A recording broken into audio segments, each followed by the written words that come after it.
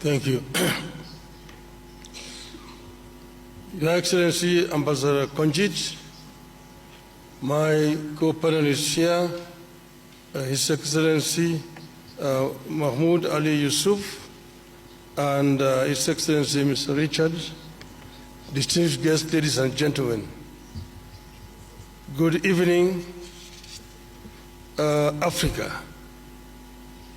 Africa, hamjambo, bonsoir. Assalamu alaikum rahmatullah ta'ala wa barakatuh. Boa noite. I am delighted to have opportunity today to stand before you as the son of Africa. I was born in Kenya, but I'm told that my grandparents, a grandfather of 5, and a husband of 1 that I know of. I am an engineer by profession, and I have been an academic. I have also been a public servant. I've been a member of parliament. I've also been a prime minister and also leader of opposition. In those capacities, I've tried to do my best, and I've gained a lot of experience in terms of management of public affairs. I stand here as an Pan-Africanist and an Afro-optimist. 2 months ago, that is on the 21st of October, this year, we were here in Addis Ababa.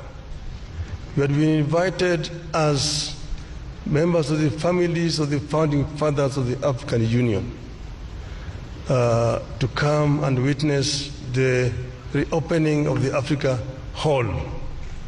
That's the hall where the OAU was launched in 1963. And we're happy to be here with Madam Ambassador Konjit, who was there as a young girl at that time. It is now 61 years since the launch of the Organization of African Unity.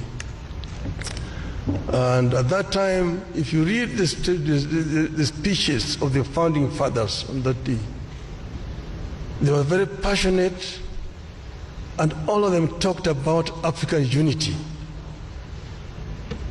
Where there was a difference was, when do we achieve this unity? There are those who, under the school of thought, that the unity now. And those who said, no, we need to be gradual in this.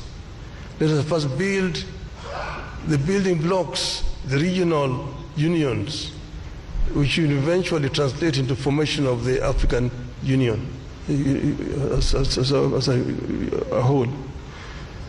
But now we have they came up 50 years later with Vision 2063, which now hopes to get Africa united, one union government by 2030, and move on to attain the vision, the wishes of the founding fathers of Africa. I say that I have the experience. I've been part of this movement for changing the continent. We know that some achievements have been made. Africa is now completely liberated, but there's still work to do. And I believe that I have what it takes to get us where we want to do. In the field of education, in the field of health, in the field of value addition to the abundant wealth that we have on the continent, in the field of trade, inter-African trade. I have acted as the African Union High Representative on Infrastructure. And in this I know that we have very comprehensive programs in PIDA, Program for Infrastructure Development of the Continent. What remains is action. And what I want to promise the African people is that I am going to lead from the front to ensure that we achieve the visions of the founding fathers of our continent. I thank you. Raila Amolo Odinga yesterday gave his speech during the AU interview of the candidates who are going to face off in early next year. And Raila Amolo Odinga, the Kenyan representative or the Kenyan who is on spot at the moment, is expected to face a very tough competition because this is not easy. It's all about Africa. The election is all about Africa. So Raila gave his submission.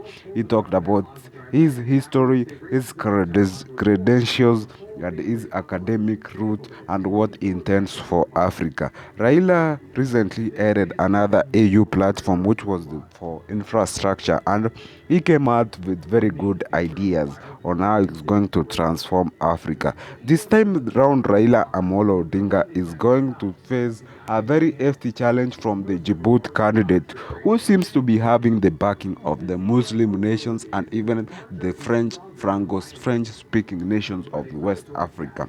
However, Raila has very hefty presence also in West, Central, South, and East Africa. However, Mahmoud from Djibouti has Northwest support. But Kenyans are divided on these issues, some wishing Raila Amolo Odinga success, some wishing he fails so that he can come back to where they need him most. As a Kenyan, why do you want Raila Amolo Odinga to fail? Do you want him success? Do you want him to fail? Wish him all the best either way. But from that speech yesterday, it's very clear that the mood is setting up, the pace is going to come, things are going to happen, and we are expecting to see the future of this AU seat come to the end come next year. So, all the best to the contestants. May they be successful. May they get their wins. Wherever we wins, all the best.